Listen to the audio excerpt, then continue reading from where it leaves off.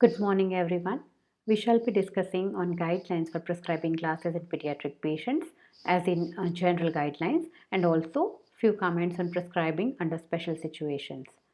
So, when considering prescribing glasses for young kids, following points should always be considered. So, the first thing is whether the refractive error is within the normal range for the child's age. Second, will this particular child's refractive error emmetropize? Will this level of refractive error disrupt normal visual development of functional vision? Will prescribing spectacles improve visual function or functional vision of the kid? And last, will prescribing spectacles interfere with the normal process of emmetropization? Now, the range of refractive error widely varies from birth to around 6 years as the eye is still growing. Most kids are hyperopic at birth, although they can be occasionally myopic, astigmatic, and all kinds of refractive error can emmetropize as the kids grow. There is a huge change in corneal curvature from birth up to 4 to 6 years, and also axial length continues to grow, more rapidly during the first 2 years of life. Apart from this, the lens also thins and flattens. The rate of emmetropization is generally proportional to the degree of refractive error, so a higher refractive error will emmetropize faster. During 3 to 6 years, the process of emmetropization continues, but at a slower rate. So, any abnormally high refractive error present at this point of time may not completely emmetropize. Now, there are many guidelines, the APOS guidelines, the AO guidelines, which are almost similar and widely accepted, and we shall be discussing in detail each of these guidelines for different refractive errors in coming slides. Now, these are just the guidelines to help us with our clinical decision, but there is much more to it. You need to take overall picture into consideration while prescribing glasses. First point to be considered is whether that refraction is normal for age or not. If you feel it is falling in normal range or just borderline and you are in dilemma whether you should prescribe or wait and watch, then you need to consider few more points. Check the vision. If vision is subnormal for age, then you may want to prescribe. Against the rule astigmatism, if diagnosed within first year of life, is usually retained by around 4 years of age, whereas with the rule astigmatism are known to emmetropize. So you would be more aggressive while treating the against the rule astigmatism. If there is any associated strabismus, if the child has any developmental delay associated syndromic features, you may want to prescribe. If there is significant anisometropia with amblyopia, you would want to prescribe sooner than later. If there is poor school performance or parents have noticed any significant head posture, squeezing of eyes, going close to the objects, then you may want to prescribe. And of course, if there is a family history of significant refractive error, then you may want to prescribe. Now, having said all of the above, while prescribing glasses, you should be ready to give some room to the process of emmetropization. As discussed, from birth to 6 years, structural changes continue to happen in the eye. Also, the rate of emmetropization differs between the eyes. Hence, you may encounter something called as transient anisometropia. So, is the need to call your pediatric patient for regular follow-ups. Now, coming to the guidelines for prescribing glasses in various conditions, obviously the most important question that needs answering is, will it disrupt the normal visual development or functional vision? So, visual function means actually the visual acuity, contrast vision, and all the parameters that we clinically check, whereas functional vision means how the kid as a whole is able to use vision in performing day to day activities. So, if any of these two are getting disrupted, then you need to consider prescribing glasses. So, these next four slides are self explanatory and based on the AO guidelines we saw in the beginning, and uh, this will help you guide while prescribing the glasses.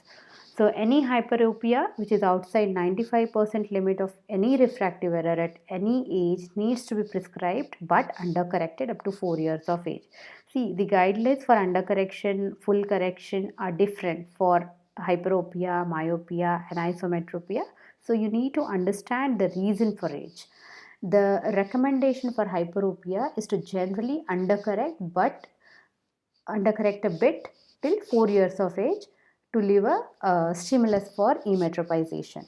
If an infant has less than 6 by 100 vision on TAC or OKN and you are getting a hyperopic refraction, then you need to prescribe but undercorrect. Again, against the rule, astigmatism is known to persist, so undercorrect both sphere and cylinder till 4 years of age but prescribe. More than 3.5 diopters in one meridia at 1 year, then sphere needs to be undercorrected. More than 2.5 diopters of hypermetropia above 4 years of age, usually prescribed full after reducing for the cycloplegic and the working distance. But if the parents have come back saying that the child is not reading, not wearing glasses despite their best efforts, then it may be wise to undercorrect a little bit by around 0.5 to 1 diopter. More than equal to 1.5 diopters of refractive error in school years needs to be fully corrected. Hyperopic refractive error. Here full correction obviously means after reducing for the cyclo and for working distance, because we are not dealing with a case of esotropia here. With squint, ESO or exo, both, the prescription will change a little bit. Now coming to astigmatism, more than 2.5 diopter of astigmatism present at around 15 months of age needs to be prescribed. You may consider undercorrecting a little bit. Same for more than 2 diopters of astigmatism at 2 years of age.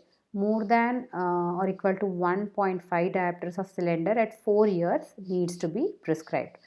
Now, generally, clinically, most of the patients come for first visit around, parents bring the kid when they are around 3 years of age, or when they are going to enter the preschool nursery classes. So what I do clinically in any astigmatic patient is, if more than 1.5 diopter with decreased vision is present, then I prescribe. But if around 1.5 to 2 diopter astigmatism but vision is normal, then I ask the parents to wait and watch and come for a 3-monthly follow up. So then by next 6 months or sometime, if astigmatism is not coming down or if the vision is also not improving, then you can consider prescribing. And parents will also be happy if the child is asymptomatic, they would want to wait. But if the parent has come with complaints of head turn, squeezing of the eyes, which are important signs of astigmatism, then I would not wait. Again, any oblique astigmatism is more amblyopyogenic. So around, say, suppose there is around 1 or 1.25 diopter of cylinder at 40 degrees or 50 degrees, then it is more amblyopyogenic than regular astigmatism. So usually it needs to be prescribed early, even for smaller degrees. And this kid might also need some amblyopia therapy later. Usually more than 0.75 diopter cylinder at school age but subnormal vision like 6 parts or 6/9 needs to be prescribed fully.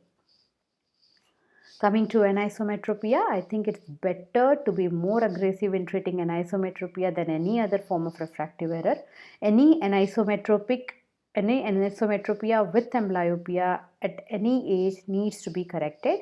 But let's say a 1-year-old kid with +2 sphere in the right eye and +5 sphere in the left eye, you would want to treat only the left eye for the anisometropia, right? Any anisometropia more than equal to 3 diopters above 1 year of age needs to be prescribed. But if amblyopia can be documented, then correct fully. If amblyopia is not there, then you can undercorrect. If you are not able to ascertain the vision properly, then simple clues that child losing attention, an occlusion of the better eye, or resisting occlusion of the better eyes, of all the signs are positive, then you would want to prescribe maximal prescription. If the anisometropia is between 1 to 3 diopters and if no amblyopia is there at that point, then better to inform parents and make them understand that the kids will need a follow-up in 3 to 4 months time. Sometimes, as I already told, the process of emetropization is asymmetric. So, anisopetropia might be transient and disappear by next visit. If it is persistent, then you may prescribe glasses in next visit. So, there is no one single answer in which case you need to prescribe and in which not. It all depends on the overall assessment of refraction, vision, functional aspects, and all other factors. Usually, one diopter of spherical hyperopic anisometropia, more than 2 diopters of myopic anisometropia, and more than 1.5 diopter of cylindrical anisometropia present after 3.5 years of age needs to be prescribed. And if amblyopia is present, even lesser degree of power should be prescribed. Now, coming to myopia, why will a newborn be myopic? Usually they are hyperopic, right? But some premature babies have more tendency to be myopic. Also, one study found that term babies with IUGR and low birth weight are more myopic at birth. So, generally speaking, axial length and corneal curvature are two important factors in determining the refractive error. So, kids are born with steep corneas, which should make them myopic, but the axial length is so short, hence the overall power is a hyperopia. As the axial length increases, hyperopia comes down. Now, imagine if the cornea remains steep and the axial length changes, then the child may become myopic. Or if the rate of axial length change is, elongation is greater than normal, then the child will become myopic. Also, the lens thins and flattens, which causes a hyperopic shift. But if this does not happen, then the kid may remain myopic. So, any myopia of more than equal to 4 diopter during the first year needs to be prescribed. But you can undercorrect it for emetropization. But what if a kid comes with 3 diopter myopia in first year of age? Will you prescribe? Again, if the vision is not correlating, if the vision is subnormal or poor, there is a family history, associated systemic factors, developmental delay, prematurity. You can consider all these factors and decide whether to prescribe or not. More than equal to 2 diopters of myopia at 1 year needs to be undercorrected by around 0.5 diopters and prescribed. Any myopia which is improving vision above 4 years of age needs to be prescribed. So now you know the difference of what was the limit for hyperopia at 4 years. It was 2.5 diopters, and for myopia even less than 1 diopter needs to be prescribed. So now coming to the cycloplegic guidelines, atropine sulfate 1% ointment is becoming little difficult to obtain nowadays at many places, and many practitioners have switched to 1% eye drops, and which can be used in the same dosage thrice a day for 3 days. Usually it is the cycloplegic of choice for kids less than 5 years and should definitely be used in hyperopes, high hyperopes, esotropes. And some practitioners are now restricting the usage of 1% atropine unless otherwise indicated to less than 3 years, since most of the kids in India start going to preschools by 3 years. Next best drug of choice would be to give homatropine 2% eye drop, as it has minimal side effects. Cyclopentolate, although more potent and less long acting, has many CNS side effects. So usually it is not a preferred choice. In older kids and teens, cyclopentolate and tropicamide can be used in combination. Now, apart from these scenarios, there are conditions which may be transient, like hemangioma, having a retrobulbar extension, or a large eyelid hemangioma causing astigmatism due to pressure on the eyeball, some tight muscles, like in DRS, mild to moderate ptosis, which needs cycloplegic refraction vision assessment, and if amblyopia is present, then definitely glass prescription and amblyopia management, because you might be able to achieve cosmesis later in life, but binocular vision would not be established later. So need to be cautiously seen before sending off the patient with mild ptosis, that no intervention is needed. DRS with ortho in primary position, Any syndromic patient like Down syndrome, CVI patient also need to be given glasses, even small corrections of refractive error if that stimulates vision development.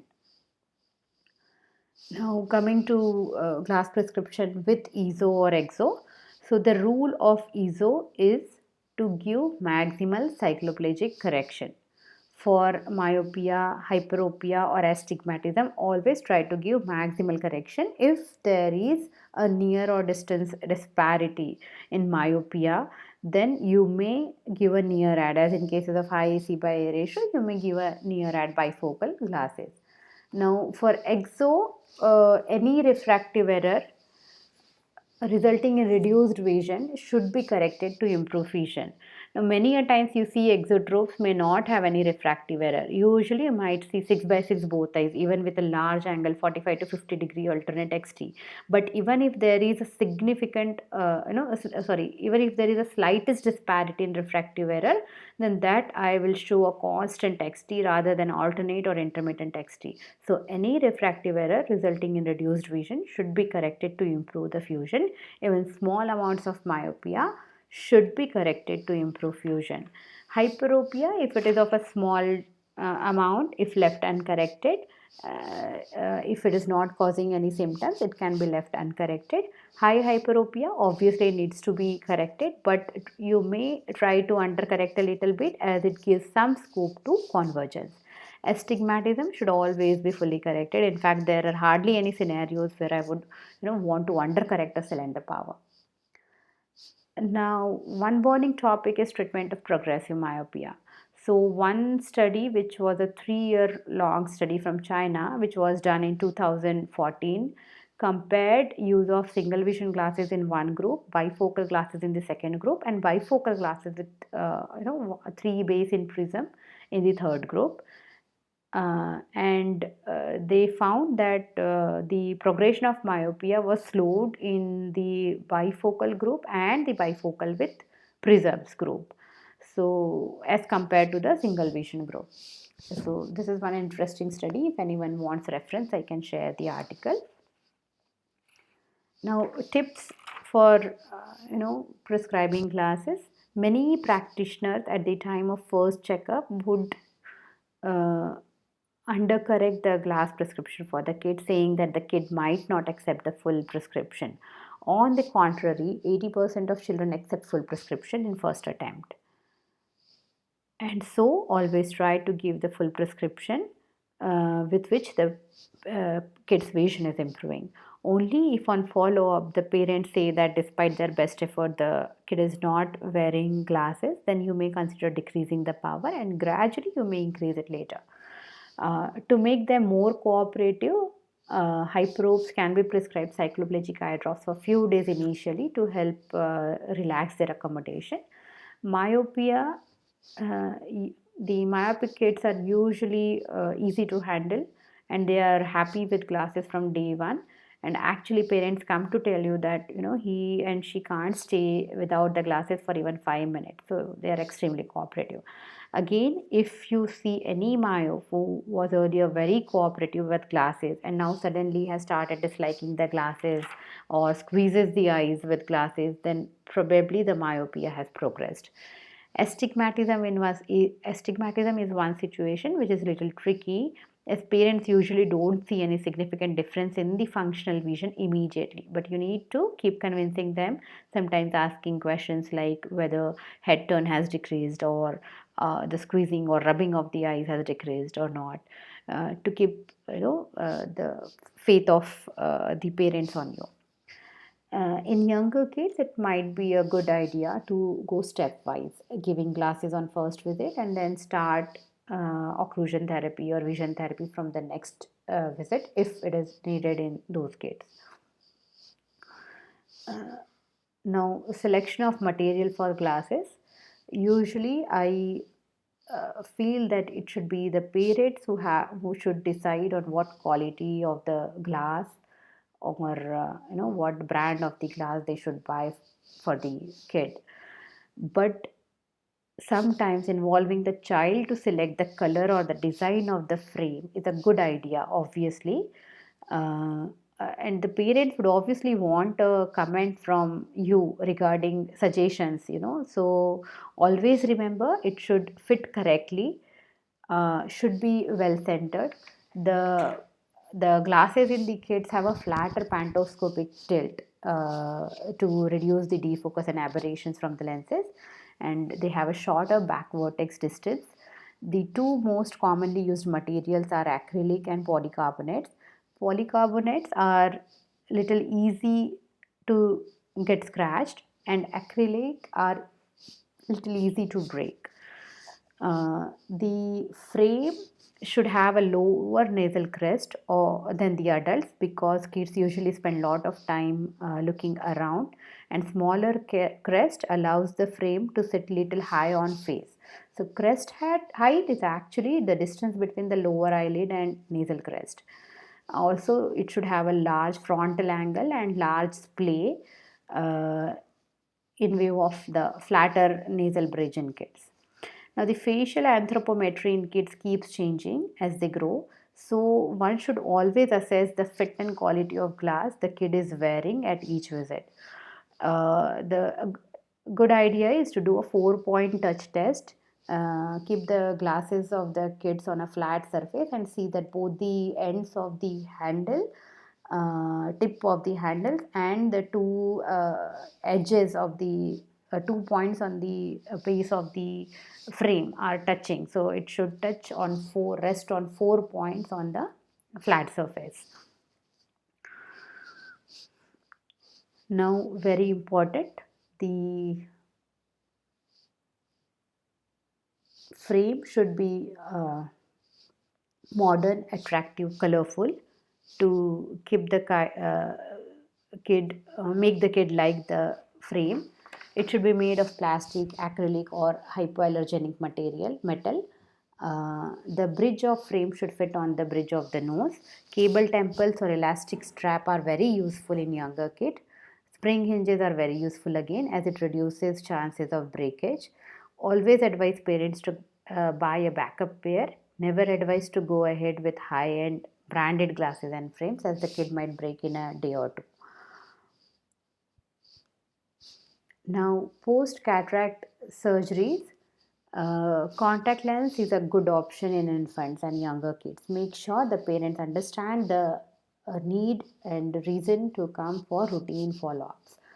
Now, while prescribing pseudophakic glasses in first years, the kid mostly does near activities, so you can overcorrect by around 3 diopters. In second year, you can give around +2, and by 3 years, you can switch to bifocal glasses with a +3 near at.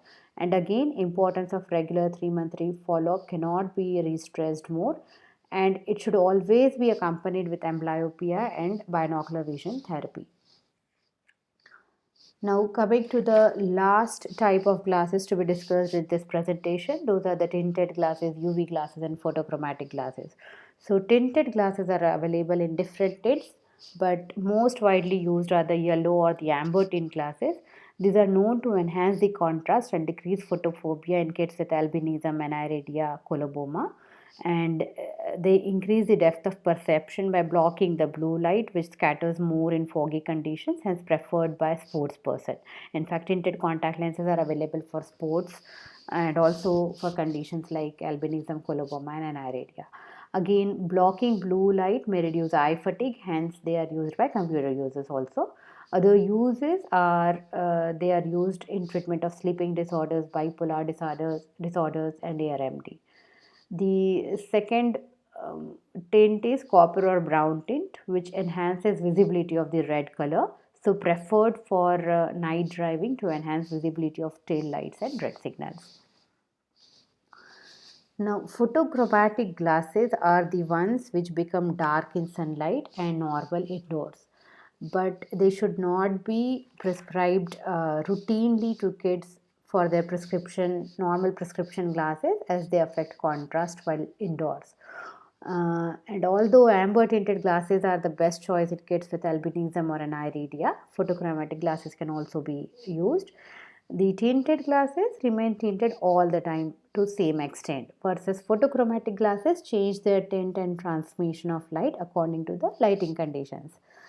Sometimes these monocular patients post-trauma or thiazical eyes or with some cosmetic issues are also given photochromatic glasses uh, made of polycarbonate material to protect against any inadvertent injury to the eye, to the good eye, and also to improve cosmesis. Now, all photochromatic lenses do not give 100% protection from UV rays, and hence they are categorized from category 0 to category 4 of UV protection, in which only category 4 lenses give around 97% protection against the UV rays, but they are not meant for driving. They come with a 400 nm mark, and they are best used by mountaineers and all. Only category 0 and category 1 are recommended for driving. So that finishes this presentation. Thank you for your patient listening.